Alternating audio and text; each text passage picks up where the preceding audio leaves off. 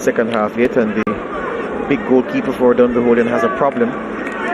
But there's something Dwight, rigor mortis about this Cavalier team, especially the defense, not moving with the suppleness that the Dunbeholden boys are moving, and that is clear evidence of one team having been in battle 2 hard games before today in 6 days, and the other team having their feet up for the last 2 weeks.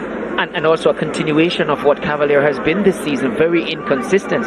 Only once they've had back-to-back wins in this league, and for sure, twice they've had back-to-back wins in this league, but they've been very inconsistent in terms of their performances. And defensively, something that we say we expect them to come into this game and display, because at this stage of the tournament, that's what they tend to do. As we see, maybe nothing physical with Hyatt, just maybe not feeling his usual self, trying to get his neurons firing, awaken. Your granny would say that bad feelings take you. And when you said that, I remember the conversation you had about trying to find the word sapping. Yes, definitely. Just a little bad feeling there. The Jamaicans will understand that. There you go. Burton with this throw. And our Caribbean viewers as well, right? Yes. And those in North. Oh, lovely play from Ricochet Murray through the legs of Peter McGregor. So it's a lovely salad. And the first man in the book is Saniki Burton, and that's a frustration yellow card from Veralton Nemhard, because he's been talking to so many players, entreating them to tread the road of caution. And Burton. Ooh, look at that. That was lovely from Murray. Yeah, just making sure that at least on that count they're level with Dunbeholden. Having seen Christian doing one on Doxley. Dwayne Atkinson, the man feeling the pain.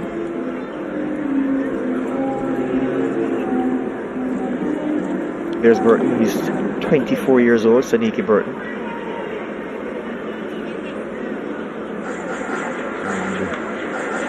Keep check on Dwayne Atkinson. Has floored the Cavalier front. But there's Rudolph Speed. He won't be perturbed by the fact that his team is a goal down. I'll tell you that there are, including this, 3 halves of football left to navigate at this stage, so he's fine. The veteran Harold Thomas there, making his way to the bench. He would be fine as well with the scoreline, but is he rightfully just on your cliche about not being able to win from the first leg, but losing for sure. And I've seen so often, even when I'm in semi-finals, 2-legged games, then you definitely want to go into the ascendancy. You want at least a 2-goal lead coming out of the first one, and then into the second leg you ask your team to ensure that the very first goal in that leg is yours. Then you have that cushion. Irving goes with one. Samuels missed his header, but Dyer was there to block you. Oh, it cannoned! Ricocheted off Kimani Campbell and just over the bar. That would have been a comedic own goal from Dunbeholden. Really, it's well, it wouldn't have been an own goal; it would have been Campbell's goal. But yeah, you get the yeah, definitely. Campbell knew nothing about it in the end. Let me see the clearance here. Yeah, just looking to boot it, and Campbell just putting his body on the line here and almost got the reward for it. All resulted from a mistime header. I think it was from Samuels. Yes, it was.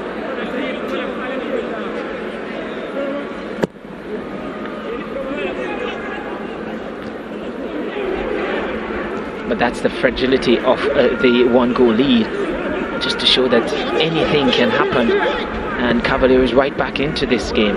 So you feel for Dunbeholden in the second half, they would want to go ahead.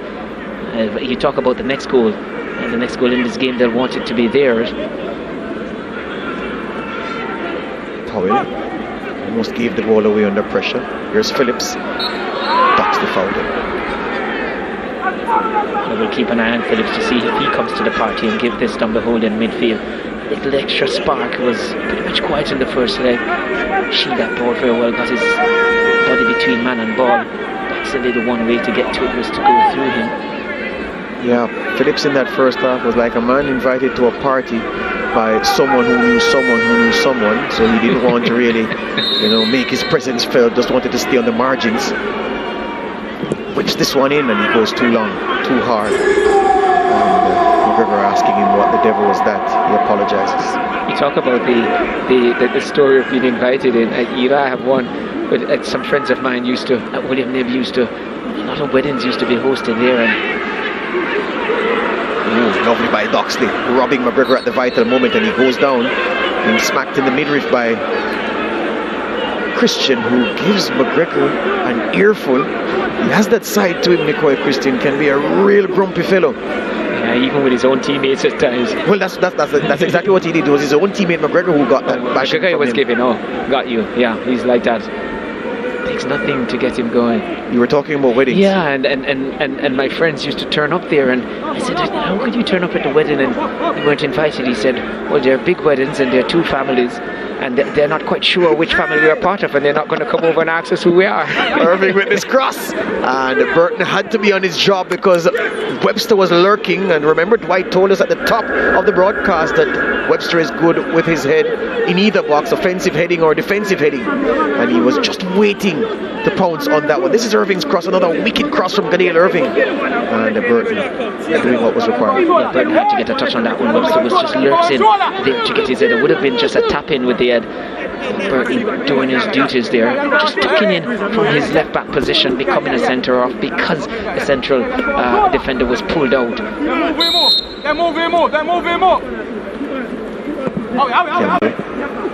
Flicked by Murray, cleared by Dyer. Dyer again. King. To nobody in particular, just wanted to keep it in the danger zone.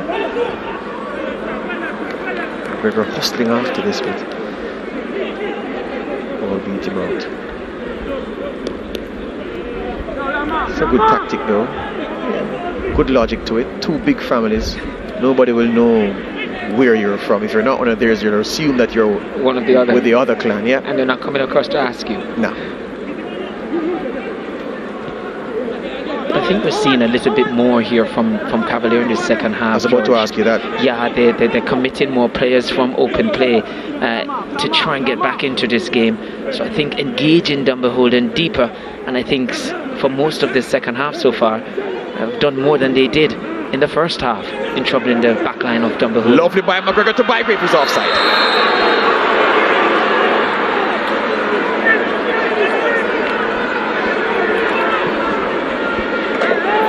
I'd love to see that again though. I thought McGregor had the chance, Dwight, to play the ball a little bit quicker than he did. Not saying he didn't play it quickly, but I think he could have played it even quicker. Well, if he's deemed to be offside, which the official said, then yeah, for sure. Once he could have, then he should have played it a lot quicker. But that one must have been close though. Irving can't get around Samuels. And forced to do a lot more defensive in this second half here, Dunbeholden. Yeah.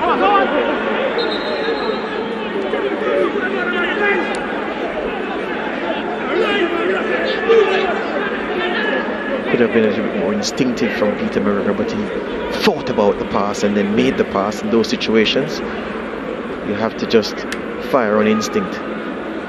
Yeah, and I think both himself and Bygrave, they've really put a good partnership together, so telepathically he should know where he's moving. Yeah, strong run by Murray, ended by a crunching tackle from Samuels. He's gone down hurt. Both himself and Pusey have done a lot of defensive work. We say this and we say that, Dwight. We must say that Dunbeholden defensively have been sound so far in this game. Yeah, they have been, and like I said, it's 7 times in the regular round that they have won games by a single goal to nil. So they're slick in possession, but they do know how to grind out results, and has shown in those games that they pride themselves on keeping a clean sheet.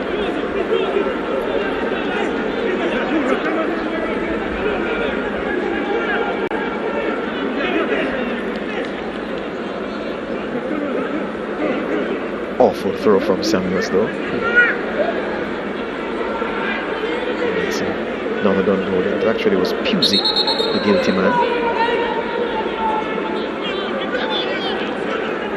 McCarthy being told to keep a cool head by the referee. Here he is, using his head to good effect.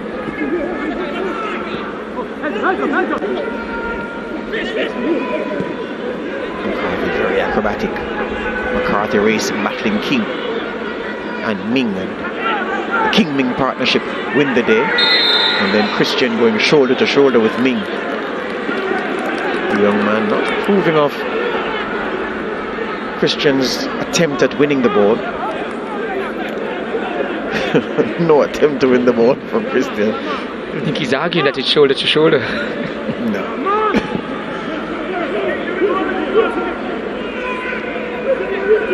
Those challenges, though, aren't automatic free kicks, though. No, because I think it was close enough and could have been called that way as Christian wanted it to, which we've seen. And referees sometimes say, get up, you need to be strong.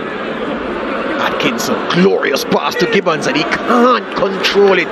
That's disappointing. It was a raking pass from Dwayne Atkinson. And Kimani Gibbons not showing enough desire to get there, because with a little bit more desire, he could have trapped that ball and Cavalier would have been in. And I think also he just checked in a little bit. His run from deep brought him inside a bit too quickly. It was just a little bit too narrow, you feel, and so had to be stretching for it. But yeah, maybe needed to come around it and as you rightfully say, show more desire. Lovely by Geoling, turning away from both Bygrave and McFart. One touch. Kenroy Campbell driven across that is driven into oblivion. Yeah, more of the fitting of this arena, flying into the stands, we would have seen a lot. Sixes being hit here, but that was way off target. You see this game more evenly balanced now in this second half, and I think Cavalier giving as much as they're getting in the second half. Are Dunbeholden the only team in the Premier League to play with two out-and-out strikers? I'm struggling to think of another team that does. And giving some thought to that. Here's Christian. Finds Phillips. McGregor is down. Christian, lovely pass into the path of Pusey. Pusey puts the cross in, and it's off the crossbar with Bartlett beaten. Bartlett backpedaling, thinking the flight of the ball would have gone harmlessly high. And it just took a dip and kissed the crossbar on the way over. Yeah, just as we spoke about them not really pushing on in the second half, but yeah, Bartlett would have been relieved to see that one fly over the bar. It was again out of position. I think he didn't expect that to come.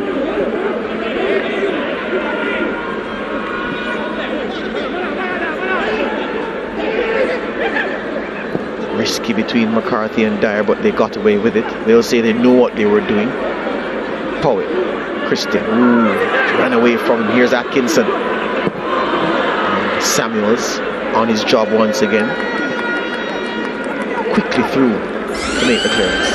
And you talk about the two strikers, you know, Cavalier, they said they set up 3-5-2 today, but that's not happening in terms of Atkinson and Webster playing as a front two.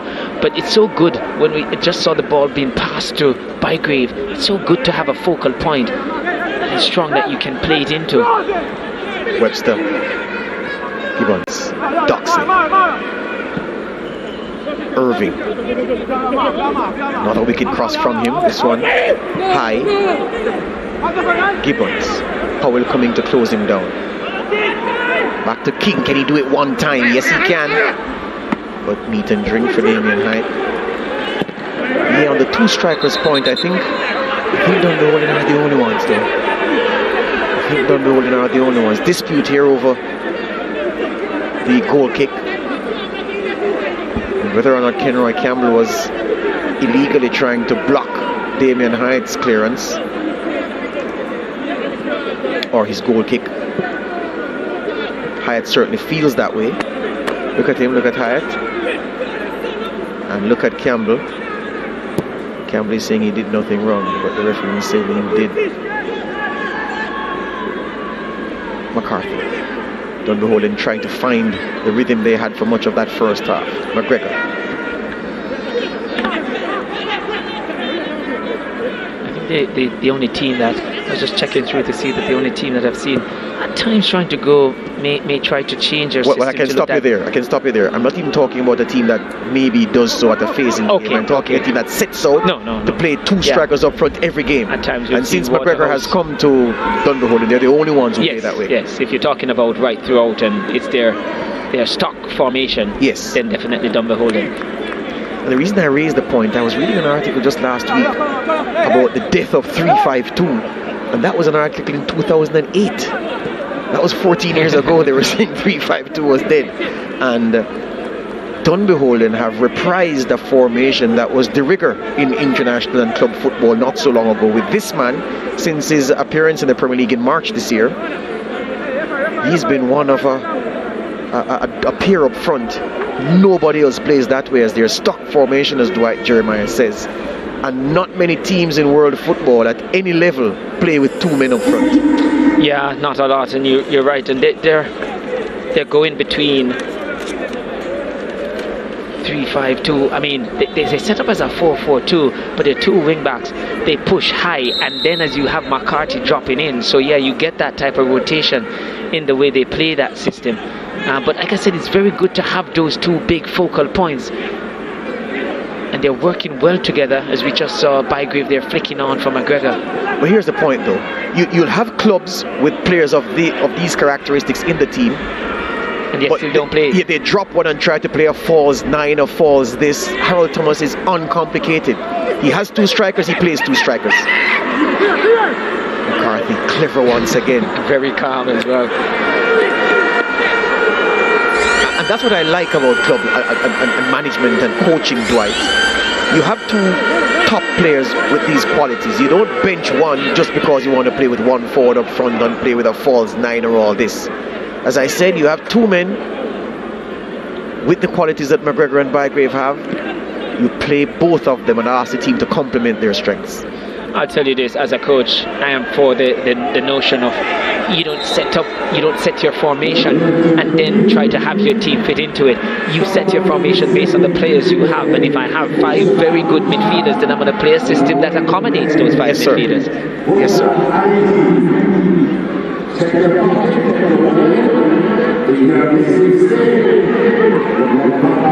Irving in some space in the far side, central to Doxley, closed down by Powell.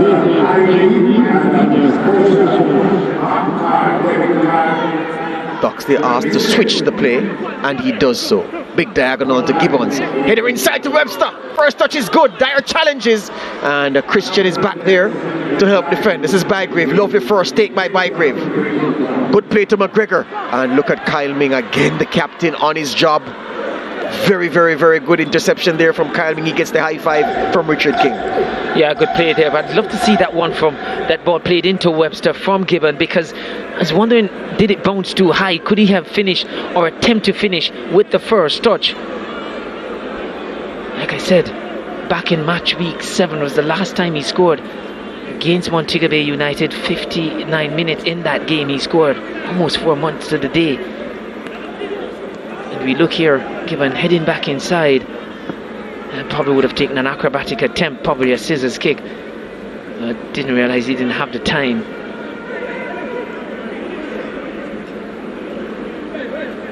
Yeah. Probably would have been better served to try and go at goal.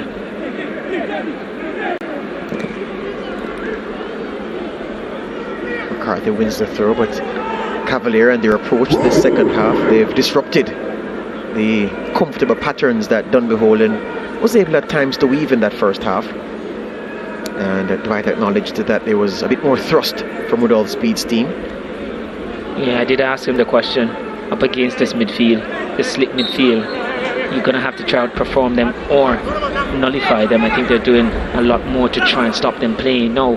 But on the point of the Webster attempt, I think a more confident Webster would had a lot more goals under his belt, would have attempted something spectacular there to try and finish on goal. Yeah. That's down to confidence, I feel. Dyer. Christian struck in the back of the head by Doxley. Needs some attention, Nicole Christian. At half-time, I saw him being treated for, as we see the play, a forearm to the back of the head. Doxley protecting himself, nothing wrong with that. Yeah, I saw Christian getting treatment for what appeared to be a rib injury. Dwight. And he seems to have run that off down to the court with this knock to the head.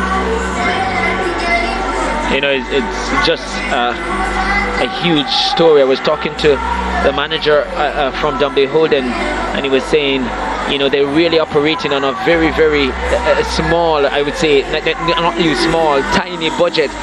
And he says it's just testimony to how they've managed to get this team to turn out the results this season on such a thin budget and a very small squad. Nutsy doing a brisk trade. I've been telling Dwight that he can't eat peanuts and do commentary. It's a recipe for disaster. I wouldn't try it. Samuels going long for Shaquem Powell. Bartlett shadows him without having to confront him. Colin Anderson is stripped, Dwight, and ready to come on for Cavalier. Who do you suppose that Rudolph Speed is looking to replace? Is it Dwayne Atkinson, who's been non-existent so far in the game? Well, he probably would go. I've seen him substitute him in the past, but I think he knows, and you mentioned it on the back of the Caribbean Championship, that he was so good.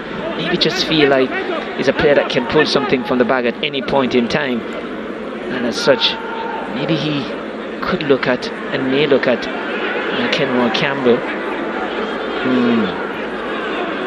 Well, Anderson will coming at the next break in play. Meanwhile, here's Bygrave. Lovely first touch. Burton. Christian. Does he have a shot? Doesn't like to shoot. Oh, he gives the ball away, which is unlike him. Gadil Irving on the sprint. Lovely ball through to Owen. It was overhit. For a moment it looked lovely, but overhit for Dwayne Atkinson. And the man who's going to come off has number 8 in his jersey. I'm looking for an 8 here. I can't see an 8 on the Cavalier team.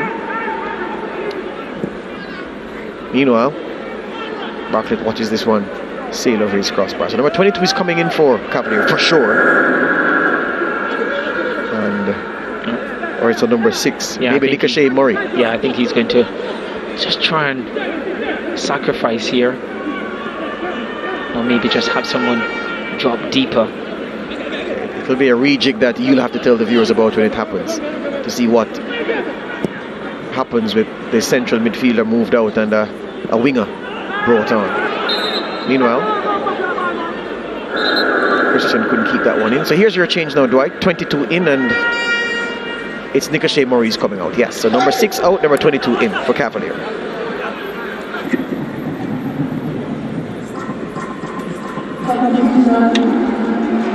Substitutions for Cavalier. I think he was playing with a 2 central midfielders in Irwin and Murray. Might just ditch that in the 5 in the middle of the park and just look to employ just one. So we'll see how it's set up.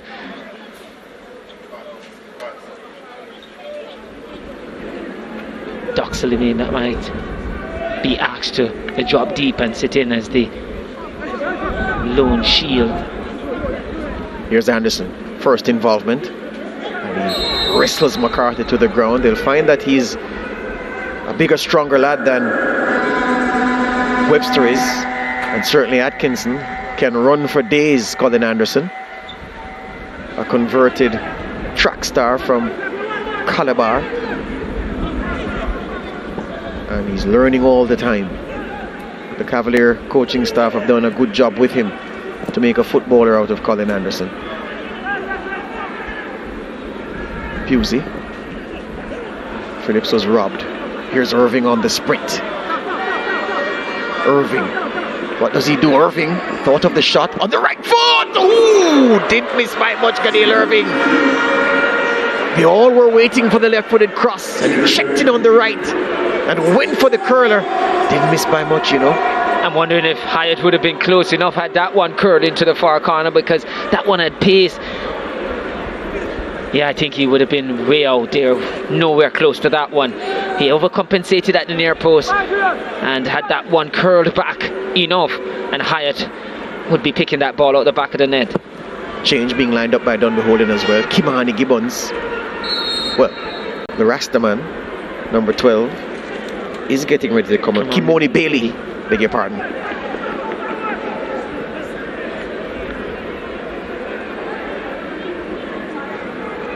It appears that Christian, because of all those bumps and bruises, you said you think he would have run off that hip or that rib injury. Yeah. Maybe not so.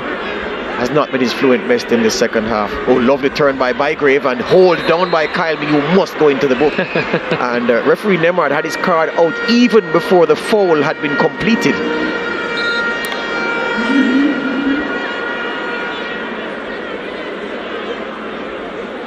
And that was good play from Bygrave, just dropping into the middle of the park. And a lovely turn. Yeah, the right side for Christian has been the problem, and he's upset. He doesn't want to leave the field. Nicoy Christian. He doesn't want to leave. Even the referee has come over now to beckon him to leave, and he's taking his own sweet time. The fourth official, Okita Nicholson, is calling him to leave, and he's killing time. Saniki Burton whispering in his ear, telling him, it's okay, baller. Acknowledges Kimoni Bailey, but he leaves the field. Nicoy Christian disappointed that his afternoon has been cut short. We suspect by an injury, because we saw him getting treatment to the ribs, the right side, in the halftime break. Had to be helped to his feet by teammates as well. That's how serious it was. And he's taken out. Yeah, I think Earl Thomas, the veteran, he knows he has a second leg to play. And like you said, overhit by Bailey, but McGregor tried to get there and it flashed back in, and it turned behind by Gibbons for a corner. So Bailey making a nuisance of himself. Yeah, Earl Thomas recognized what you said, George, that can't win it in this first leg, so he's securing him and trying to see if he can get him looking to recover for the second one, because that's going to be crucial. And from what we've seen with his replacement Bailey, I don't think they're going to lose much in terms of energy and threat. Yeah, they won't lose anything in terms of energy, but creativity for sure. Yeah, I mean, I was sure not to mention creativity. Yeah, but Bailey will run and harry. Anyway, Phillips fires to the back post. It's met by Kyle Ming, it may have been. Well, Gadale Irving.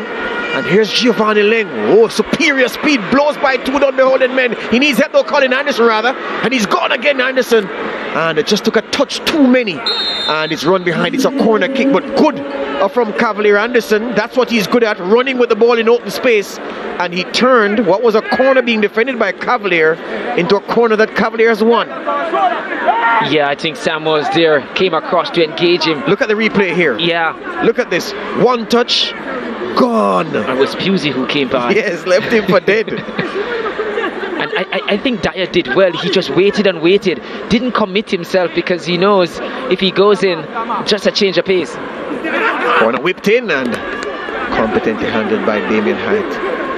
Yeah, just a change of pace would have really been to his detriment. So he just waited for Pusey and others to really just send him into his path. And once his touch was too heavy, then he engaged. Bygrave to McCarthy. McCarthy will go from distance. And Bartlett was interested for a moment. McCarthy doesn't score many these days. Can't recall him scoring at all this season. As Bailey picks the pocket of Webster. McCarthy under pressure from Webster. And Webster wins the day. And gets the free kick. Quickly taken. Leng. Irving. Into the path of Atkinson, who's been very, very quiet in this game. Dwayne Atkinson wins a throw though. Yeah, not really impacting the game as one would have come to expect with his pace and trickery. Here he is again. Cross comes in. Too long for Gibbons. I think with him on the part though, George, what Rudolph Speed is banking on is that as a coach, sometimes when you have these quality players, you know it's just one moment of brilliance that is required, and you just back them as long as possible for them to come up with that moment. But I think in terms of the change they made, they were looking like they were 3-5-2 at the beginning of the game. I think now looking more like a 3-4-3, something they're more accustomed to, and Doxley are part of that 4 deepest. McGregor headed that in the wrong direction and has brought pressure on this team because they've given away a throw deeper into their territory as Cavalier push for this equalizer. Bailey. Bygrave away from Kyle Ming, who's on a yellow card. This is Bygrave driving into the box, checks in on the right foot. Still Bygrave goes down, and the crowd are baying for a penalty. Mr. Nemhard ignores them, and then McGregor, out of frustration, grabbing Richard King. And Nemhard is saying to the referee that wasn't a penalty, that wasn't an infringement, and I'm in charge of the game. I thought Bygrave just fell over. What say you, Dwight? And I'm having a look here. He was held. A little tug on the shirt, but yeah. I'm thinking they might say not enough for him to have gone down. Yeah, and he fell forward as well. But meanwhile, this angle, a fracas broken out among the players. Yeah, his shirt was being held. I didn't give him that though. Yeah, I didn't give that as a penalty. I'm sorry. And he went down. Red big card. lad. Red card to Pusey. Oh my! Dunbeholden are losing their heads. Cleon Pusey has been given a straight red card by Veralton Nemhard. So the dispute out of that situation, and the bench is raging. Look at the manager, Christie, raging at Cleon Pusey for being so stupid. Yeah, certainly as a coach, I would be fuming mad with that, because we don't change a referee's decision like that. You're leading the game by a goal to nil, and you're going to get more chances in it. And the player that was fouled, mind you, he was on the ground, but he wasn't irate, and a lot of the other players in that little fracas wasn't. Pusey just went and might have just given the impetus here to Cavalier.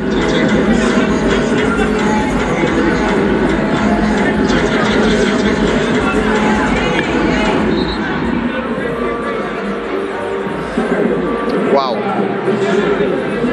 So what do we have here? A yellow card being dished out to Giovanni Leng.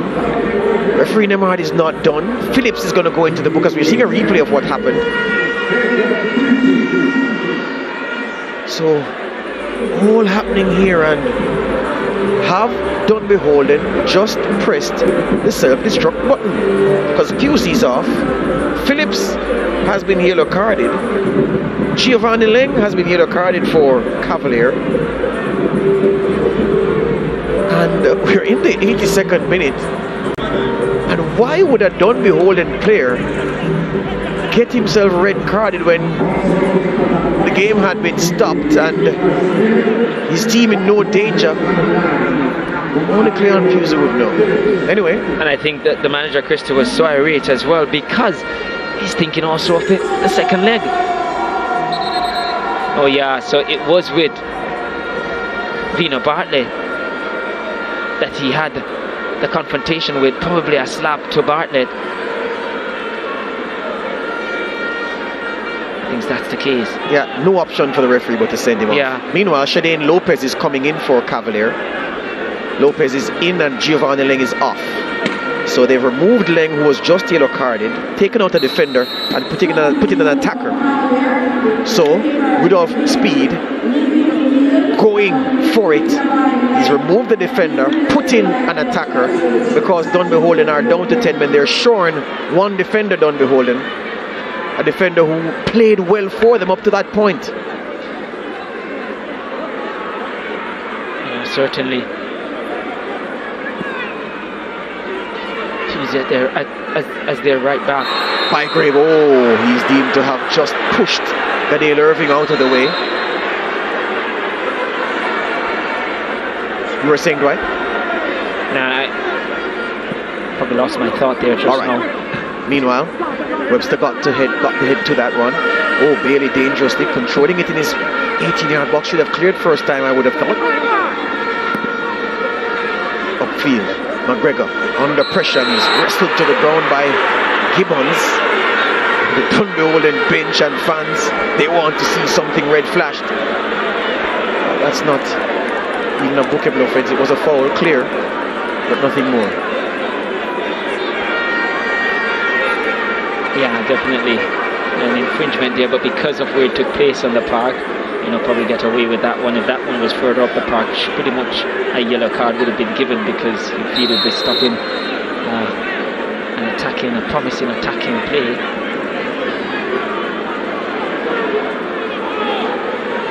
Wow. But Cavalier will know. They would have seen in the playoffs, Arnett Garden, they had the opportunity against our Harborview team playing with 10 men. And still couldn't get the better of them, so man advantage is good. SportsMax app moment coming up now. And it's from the first half. Nicoy Christian to Peter McGregor. And he hits the money spot. McGregor does. 1-0 in the first half. Still 1-0 in the game. That's the SportsMax app moment. Download the SportsMax app now to watch all the best. The NBA, Champions League, horse racing from Kimanas Park, Commonwealth Games coming up, big time netball competitions, the best of British horse racing. A lot to unpack in that app. Here's Bygrave. The more I saw the goal, George, I realized it was really, he was on challenge, but a good header. Really good. Here's Bygrave. Miscommunication between the two front men. McGregor didn't want the pass there. Almost as if Bygrave ran out of ideas the closer he got to goal. Here's Campbell for Cavalier. Can they find the equalizer? Cross comes in. Knocked near side by McCarthy. How much work has Fabian McCarthy put in for this Dunbeholden team today? I'll answer my own question. A lot. You're certainly right with that. Ducks this pass is beautiful into the path of Campbell. And it needed a cross, but that was a cross come shot. Not what was required by the boys in white. Yeah, shot come cross. It was looking for the shot first. Whichever way you want to play it. But yeah, this Dunbeholden team, the rest now we will see how conditioned they are. And they are coming off a 2-week break. Definitely these 10 players on the park are going to have to work a lot. Samuel's down on his haunches, but there's a man flattened out over on the far side of the pitch. Maybe Phillips. Harold Thomas consulting with his assistant Ricardo Smith. Meanwhile, the manager, Christie's, doling out instructions to the players, trying to get them to keep their heads. It's actually McGregor who's getting treatment. And knowing how well these players know the game, Dwight, that could have been just a breather for the team to collect their senses as they near the finish line in this first leg. It may not necessarily be an injury. Certainly, I remember the shoe was on the other foot in the regular round, and it was Bartlett who was in goal for Cavalier. Went down about 4 times, and in the post-match interview, I asked him what was the injury, and he said, I really wasn't injured, I was just trying to manage the game. There you go. So maybe he's getting a little taste of his own medicine here. Sean Dewar preparing to come in, the centre half. Yeah, said he was disappointed not to start, but he trusts his technical team. They made a decision, he stick by it, and now he's been asked to just carry it home here. Maybe a groin problem that's bothering Peter McGregor. Look at him behind the goal and the way he's stretching. That's the universal groin stretch. Yeah, he was showing some signs from in the first half. Just moved a little gingerly, then looked to run it off. I think they're going to want to wrap him up in cotton here now. Yeah, he's coming out for sure, confirmed by the numbers flipped by the fourth official just now. So a striker will be replaced by a defender as Dunbeholden try to see this one through, see this one out. Yeah, quite the opposite to what Cavalier did, pulled out a defender and put in a striker. Yeah. So McGregor, he's out, having scored what seemed to be the winning goal for this game at this point. Here's Dox. There's a lot of time to pick a target for this cross. Campbell fired it in. It's headed goalwards by Gibbons, but weak. And Hyatt can waste some time.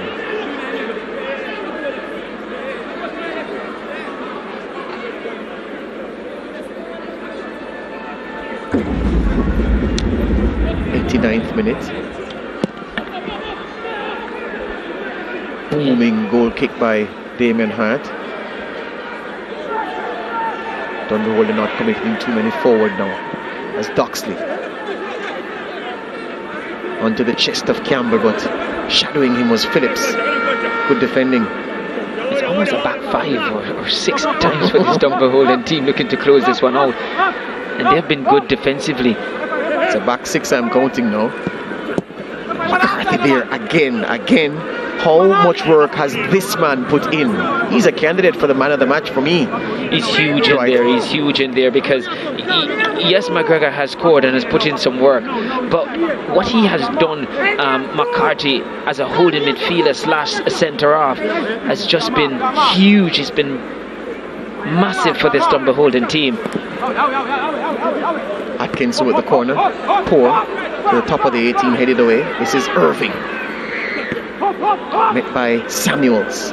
Bygraves sprints after it and forcing the pass back to Bartlett. I mean, Christian was good in the first half. Yeah, first half. And did well. Second half faded. I think a complete all-round game. McCarthy again with a brave header. And shoulder to shoulder with Lopez. Battling away, and McCarthy has won, but he has to be my man of the match. Yeah, I was about to tell you, George, that with that header, he just sealed it. Again, was in, and not just the positioning, the anticipation to be there to sniff out the danger, certainly is my pick as well. And yes, McGregor's goal would have, at this point, seemed to have won it. But certainly, it's on the back of a very sturdy, very smart performance from McGregor. From McCarthy. Thing is this, if you look at Kyle Ming, who's played very well for Cavalier today, but he made one mistake. Yes. He didn't pick up McGregor quickly enough on the header that McGregor scored.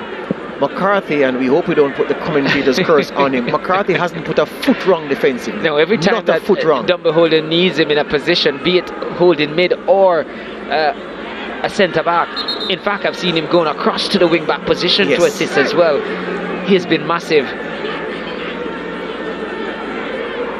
just massive, and for sure the purists, when they watch this game, would have recognized that and certainly would have agreed with us. So I was in he's the man of the match. Man down, Bygrave trying to buy a free kick. Nemhard not interested as McCarthy sends Bailey chasing this one, has the speed to gather. McCarthy to Bale. Does he head for the corner flag? No. He's trying to find Bygrave. Ambitious pass. Just got out.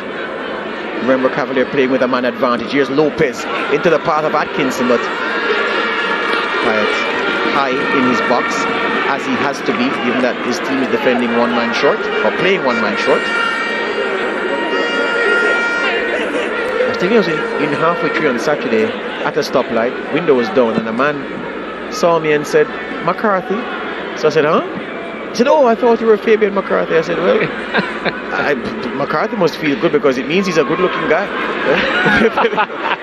Bygrave with the shot is blocked by Richard. I was about to twist it the other way, but only George would twist it that way. I was about to say George must be well pleased for him to say that he was such a good player. But yeah, your girl is going to twist it your way. No, but I was sat in my car. So maybe he would have seen you at some a Liga game. Well, maybe bossing the midfield as I usually do. Here's Webster to Atkinson, and McCarthy just robbed him, just knocked it away at the vital moment. Foot race between Ming and Powell. Ming wins that race. Cavalier pressing. This game is not over yet, as in the words of a former Jamaica Prime Minister after her party lost. Yeah, not over yet, but Hyatt wasting some time, running some clock. If you go by that statement, it was over at the time. It actually was. So it might just be over. But this game for this man, yes, but he knows 90 minutes is still to come and it's only a goal in it. But this man's team about to record their 8th win of the season by a single goal, or just one goal and a clean sheet. So Bailey's down. He needs to get back up. It means his team only have 8 outfield players. They're short-handed. You can't be feigning injury at this time of the game, and he's beating the turf, Kimoni Bailey. And the referee sees him now as he slaps the turf in frustration. He's really putting on a performance, Kimoni Bailey. if it's just a performance, because he's looking at that left foot, and we know these players to miraculously get back to their feet. I think he's really hurt. Yeah, yeah. Let's see what happened. Oh, yeah, yes. yeah. Real awkward forward there, yeah. Just rolling over that ankle and then jarring the knee as well.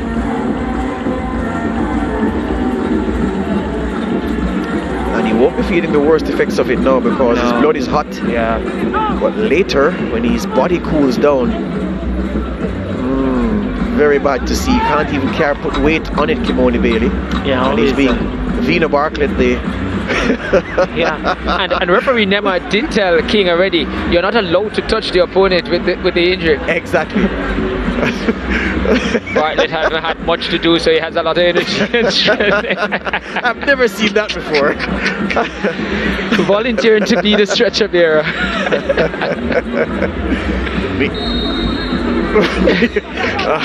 Bailey didn't realize what was going on until late, and he realizes that, oh, hey, who are you? What? Meanwhile, back to live action we go.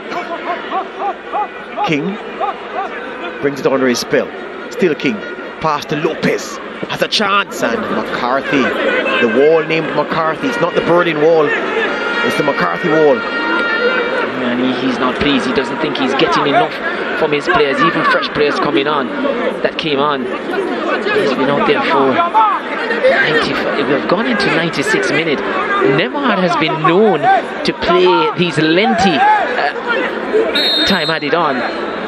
Irving with this free kick, this corner, met by Mario Phillips. It's another one. Phillips alleging he was fouled by Atkinson, who's been disappointing for Cavalier.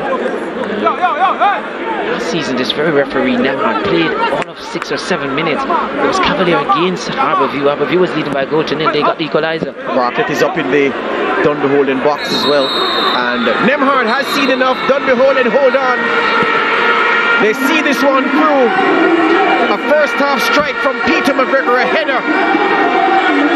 Settling this first leg. And it's effectively only half time in this semi-final. There's a second leg to be played in a few days' time. But Dunbeholden have an advantage given to them by that man taking on the fluids, Peter McGregor. They assist by the man sitting on the glue, Peter McCoy Christian. And that's how they essed the advantage that they will take into leg 2 of this semi-final. Dunbeholden 1, Cavalier 0, the defending champions with work to do.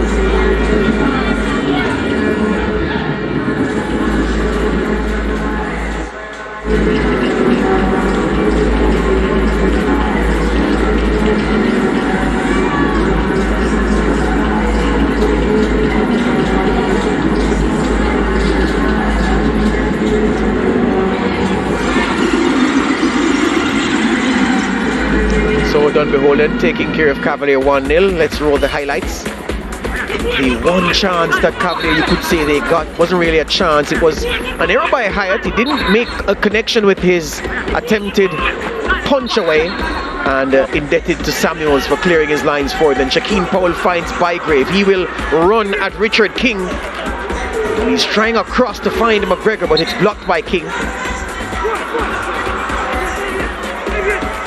And Bygrave looking brighter than we've seen him in recent weeks. And then this moment, swinging free kick from Nicole Christian onto the head of McGregor. And too easy for a striker of his class, too easy for any striker. A striker must be under challenge in the 18-yard box, can't be given easy headers. And it's an easy header that Cavalier gave up to Peter McGregor. He accepted it with the clean. Phillips fires this one, and McGregor again on the money with the left side of the goal gaping. He didn't even ask a question of the keeper. Disappointing of Peter McGregor. Lovely free kick from Mario Phillips. Dunbeholden may have had two. Then Irving and Dyer. Cannonball of Kenroy Campbell and over the bar. Leng forward to Campbell.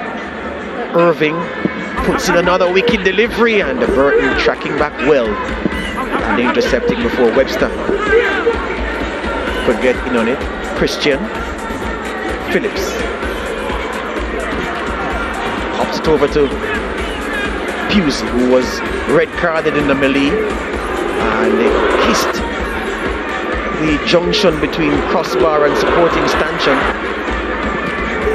With Bartlett beaten, he thought he had seen it out to safety.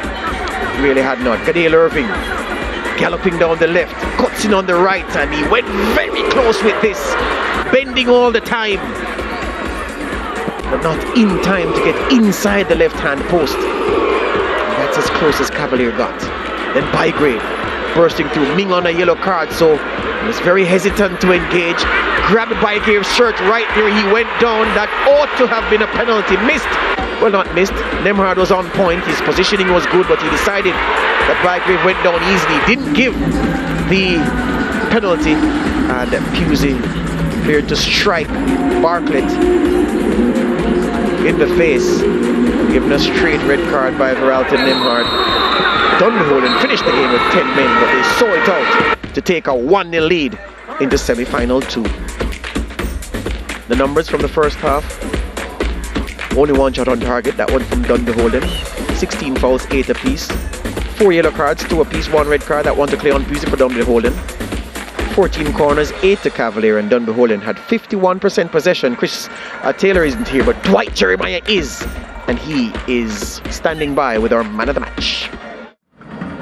Yes, Fabian, a really good performance from you today all over the park. We saw you were left back, you were centre off, you were holding midfielder, you were attacking midfielder. How difficult a game was it for you today? I wouldn't call it difficult, but that comes with experience, because we've been doing this for a minute now, and it wasn't an easy one, but I wouldn't say it's difficult. In terms of the condition, in the end, you had to play with 10 players for maybe about 10 minutes of the game. How would you rate the way that your team performed at that time? In football, like most of the times when you go down short, like everybody now click on even more, because you said, okay, we short one, so everybody willing to double up. What do you look for now for the second leg coming up? Coming forward to the second leg, we just look for another victory and come and play hard and hope and pray for the 3 points. That's what we're coming for. Great performance from you today. I don't know if to call you a centre off or a holding mid, but it was a good performance today. I appreciate it. Thanks much, man. Thanks much.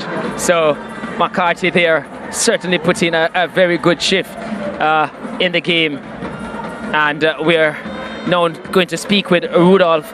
Not the type of result that he wanted, but what do you make of your team's performance? Oh, not very good. We weren't clinical in front of goal as usual, but the good thing is just one. You know? Yeah, that's the good thing about it. Atkinson didn't really come to the party today. Is he fully fit?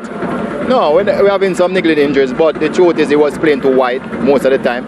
As when in the second half, when he went back inside, you could see him making more inroads into the game. What must you change now for the second leg? Well, I mean, I just say I can see a little fatigue on some of the players, so I'll have to try and freshen up the squad and come back. But there will be, we have to attack. They are going to defend, so that's the game plan easy. Well, a change of the script for you the next time around. All right then, Coach Speed. Okay. So Speed there, know that he has a task here if he's going to defend his title. This man is looking to unseat him. Ricardo, in terms of the performance, what do you make of it? Yeah, a workman-like performance today. From the goalkeeper up to the strikers, I can say everybody worked today. You know, we went a man down and you could see the extra effort from each player. And I'm thankful for the win today. And that 1-0, you know, take it over to the second leg. About the man down, what do you make of the reaction of the player? Honestly, I haven't seen it. You know, I wasn't looking that side at the time, so I'm not aware of what really happened. But Attention, judging from what the players are saying, he's at fault. He was wrong for what he did. But I have to see the replay to see exactly what happened. Final one, in terms of a penalty on Bygrave, did you see that one and do you feel it should have been a penalty? It looks like a clear penalty. I don't know what you guys think, but from my end it looks like a penalty. He said he was fouled, but I don't know. It looks that way, but yeah, you're still leading, so maybe you can take it easy at that time. All right, good performance. Yeah. So at the end of 90 minutes, Dunbeholden leading Cavalier 1-0, and they take this advantage into the second semi-final coming up in a few days' time later on this week.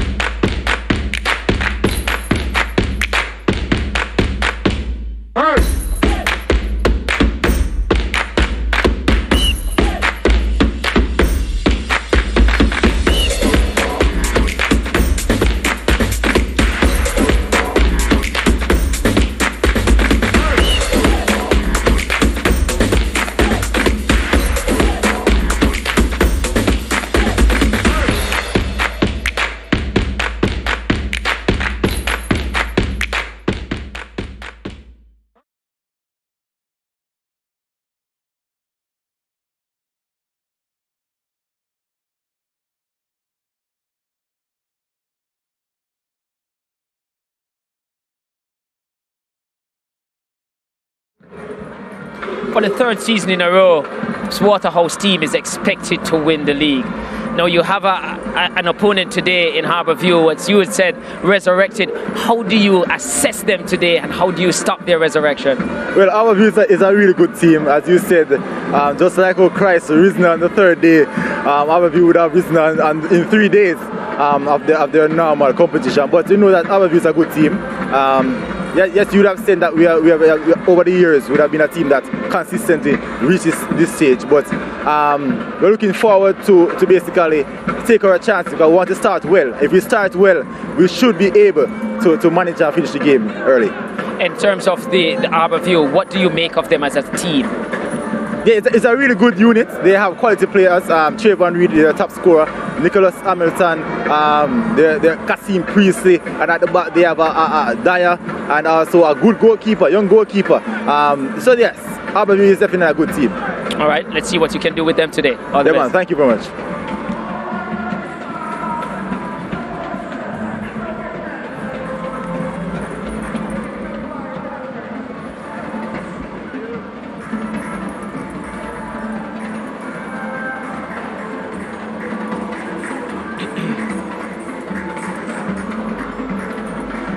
Coach Bernard.